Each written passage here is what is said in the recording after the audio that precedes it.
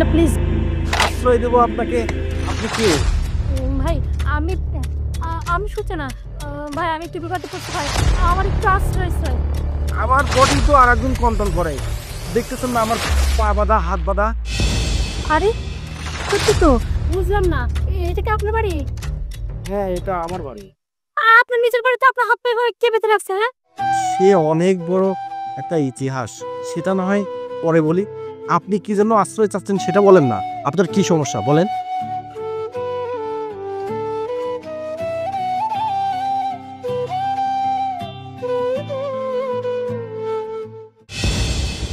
আসলে ভাই হয়েছে কি, আমি না একটা ছেলেকে ভালোবাসি। তার সঙ্গে আমার ২-৩ মাস পর বিয়ে হওয়ার কথা। কিন্তু ছেলেটা বিদেশ থাকে।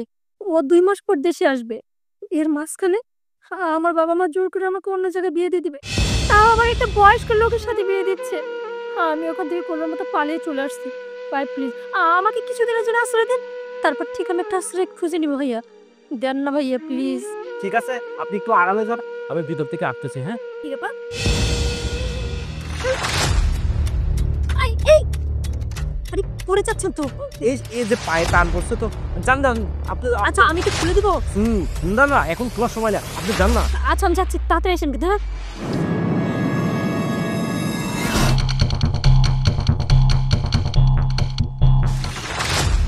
আস্তে আস্তে, কি হয়েছে এত জোরে টানাটানি করতেছে কি জন্য? আসতে মানে? আসতে মানে কি? কই গেছিলে তুমি? আমি তো বাইরে একটু মানে বসেছিলাম। বাড়ির মধ্যে সবসময় বসে থাকতে ভালো লাগে এই পায়ে দৌড়ে দিছি বা হাত ছাড়াও চলো। না। বলতেছি যে তুমি তো সারাদিনকার মতো চলে যাও, আবার তো এই বাড়ির মধ্যে একা একা ভালো লাগে না। পাটা ছেড়ে দিলে আমি ২-৪ জনের সাথে একটু দেখা সাক্ষাৎ করছি। একদম চুপ। তোরে কি আমি বাইরে যাওয়ার জন্য পায়ে দৌড় দিয়ে রাখছি? তোর বাড়ির ভেতরে থাকতে হবে। আর বেশি কথা বলবে না, তোর গলা ধরে পড়াই দিবে। বাইরে কে কথা বলতেছি তো? কার সাথে কথা বলছো তুমি?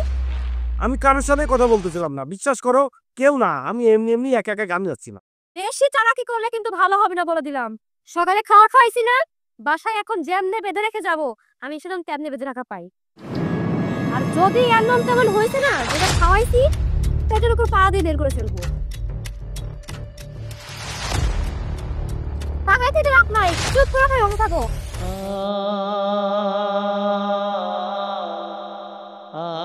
আরে আপনি বাড়ির মধ্যে ঢুকে পড়ছেন যে? আরে শোনেন না, আমি তো দেখলাম আপনার বউ বের হয়ে গেল। তাই তো ভাবলাম বাইরে থাকলে কেউ যদি দেখে ফেলে সমস্যা হবে তো। এর জন্য তো ভিতরে আসলাম। না, তার মানে আপনি সব শুনছেন? হ্যাঁ, সবই শুনছি। কিন্তু একটা জিনিস বুঝতে পারলাম না। আপনার বউ আপনার সাথে কেন এই ধরনের ব্যবহার করে? আমার এই দুঃখ কষ্টের কথা আমি কাকে বলবো? একটা মানুষ খুঁজে পাই না। এই বাড়ির মধ্যে সারাটা দিন ও অফিস করে, আমি সারাদিন বসে থাকি। একটা মানুষ আমার বাড়ির মধ্যে ঢুকতে পারে না। জানেন আপু, আমার মাটা না অনেক বড় অসুস্থ।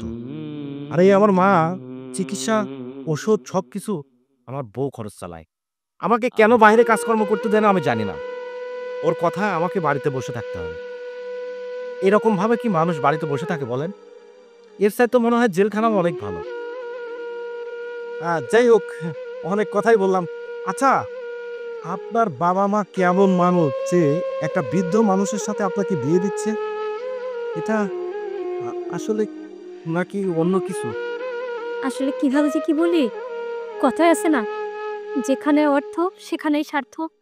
আসলে ভাইয়া, আমি যে ছেলেটাকে ভালোবাসি, ওর ফ্যামিলির অবস্থা খুব একটা ভালো না। আর ও বিদেশ থেকে যত টাকা ইনকাম করছে, সব তা আমাকেই পাঠিয়েছে। আর সেই টাকাগুলো আমি আমার পরিবারকেই দিয়েছি। আর এখন যার সঙ্গে আমার বিয়ের কথা, সে না অনেক বড় লোক। আর সেই লোক বলছে আমার পরিবারকে না মস্ত একটা বাড়ি করে দিবে। আর সেটা শুনে আমার পরিবার ওই ঋতুর সাথে আমাকে বিয়ে দিতে রাজি হয়ে গেছে। কিন্তু বিশ্বাস করেন নয়, আমি চাই না একটা মানুষকে নিঃস্ব করে আমি আরেকজনকে বিয়ে করি। আমি এভাবে একটা মানুষকে ঠকাতে পারবো না। আচ্ছা শোনেন, বাকি কথা পরে শুনবো।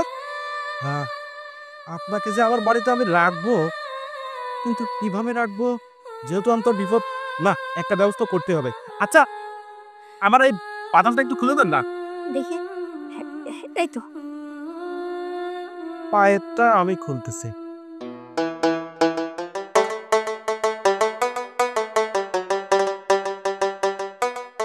শুনে, আমার বউ বাড়িতে আসার আগে আমার এই হাত পা যেরকম ছিল আবার এরকম বেঁধে দিবেন, হ্যাঁ?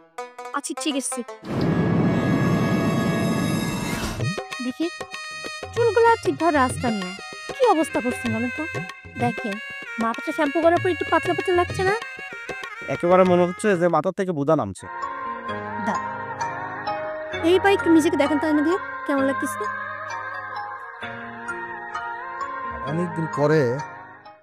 অনেকদিন পরে নিজেকে আয়নাতে দেখতে অনেক বেটার লাগছে। আসলে কি সত্যি আমার চেহারা এটা?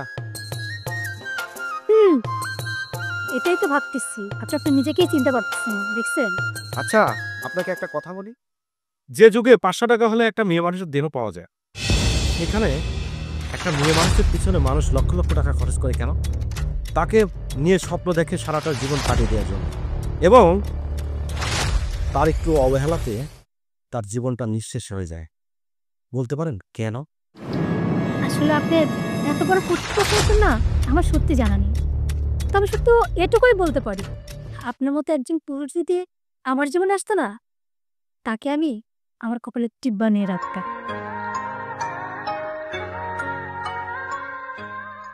এরপর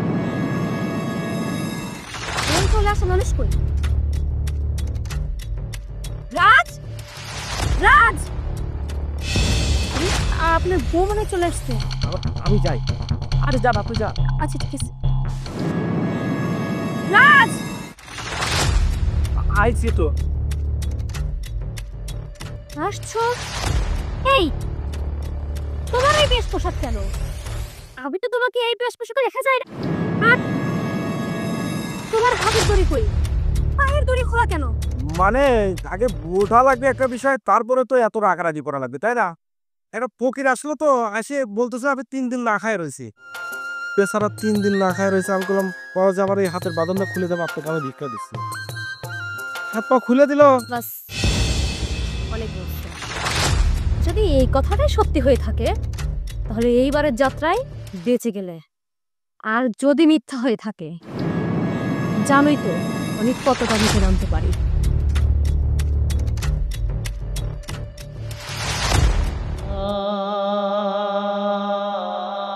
তুমি?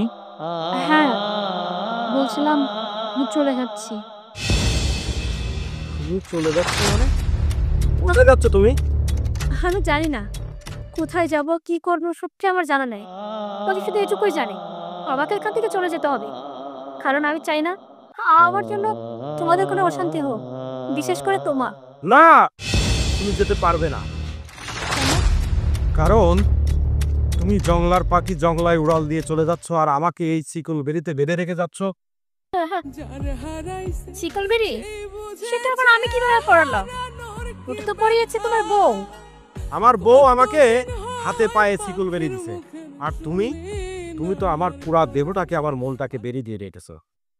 সূচনা, ভালোবাসাটার মধ্যে যে এত মায়া মমতা জড়ায় আছে, আমি তোমাকে এই কয়টা দিনে কাছে না পেলে আমি জানতাম না।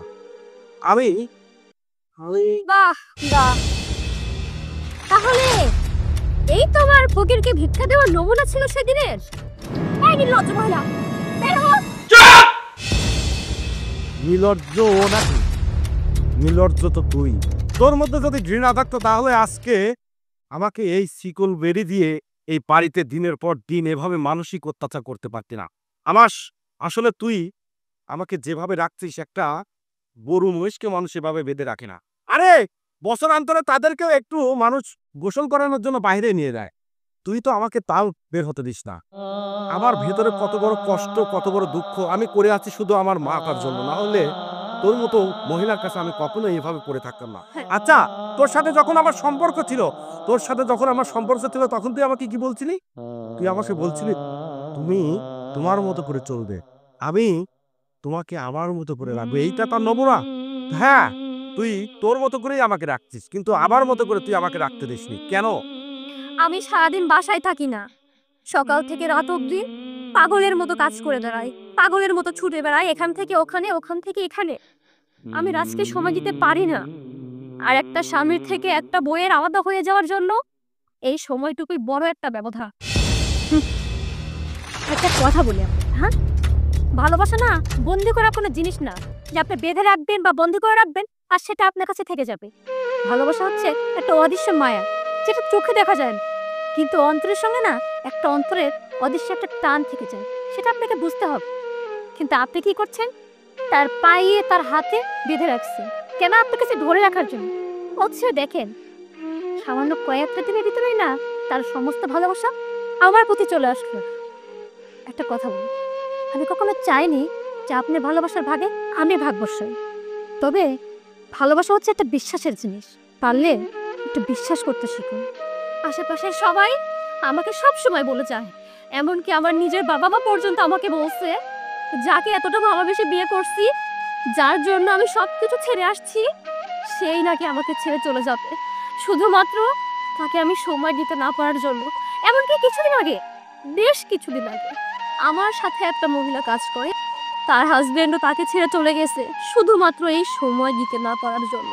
আর আমি তখন ভেবে দেখলাম যে তার হাজবেন্ড তাকে এত ভালোবাসতো, সেই হাজবেন্ড যদি তাকে ছেড়ে চলে যেতে পারে এই সামান্য একটু সময়ের জন্য, তাহলে রাত যে আমাকে ছেড়ে চলে যাবে না, এটার কি গ্যারান্টি আছে?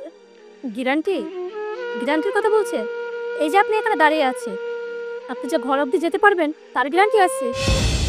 একটা কথা বলি, পৃথিবীতে না কোনো কিছু গ্যারান্টি নেই, তবে যতটুকু আছে সেটা হচ্ছে বিশ্বাস। এই যে একটা সম্পর্ক, এটা টোটালি ডিপেন্ড করে একটা বিশ্বাসের উপর। আপনি তাকে প্রচন্ড ভালোবাসে, আমি মানছি, তবে আপনি যে কাজটা করছেন না, এটাকে ভালোবাসা বলে না, এটাকে নির্যাতন বলে।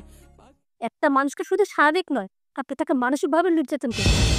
একটা মানুষ কখন একটা মানুষের থেকে দূরে সরে যায় সেটা জানে? যখন সেই মানুষটা তার থেকে নির্যাতিত হয়, সেটা মানসিক অথবা শারীরিক। যদি আমি ভুল করে থাকি তাহলে প্লিজ আমাকে ক্ষমা করবে। হ্যাঁ রাজ, এখন থেকে আসলে তোমারও বোঝা উচিত সে তোমাকে কতটা ভালোবাসে। পারলে ওকে একটু ভালোবাসার চেষ্টা করো, ওকে বোঝার চেষ্টা করো। আর আপনি আপনি নির্যাতনগুলো বন্ধ করতে থাকে, দেখবেন সে আপনাকে ঠিক আগের মতোই ভালোবাসে। তাহলে এখন আপনাদের মাঝে আর কথা না বলে আমি এখন আসি। হ্যাঁ হ্যাঁ, পারলে একটু আপনার রাজ্যে ওর মাকে দেখে আসি। বেচারা মুরব্বী মানুষ, কখন আছে আর কখন নাই কে যায়। আমি এখন আসি, ভালো থেকো রাজ। পাখি সুখে বুঝি নাই রে, পাখি সুখে বুঝি নাই রে, তুলসীর জলে স্নান করে।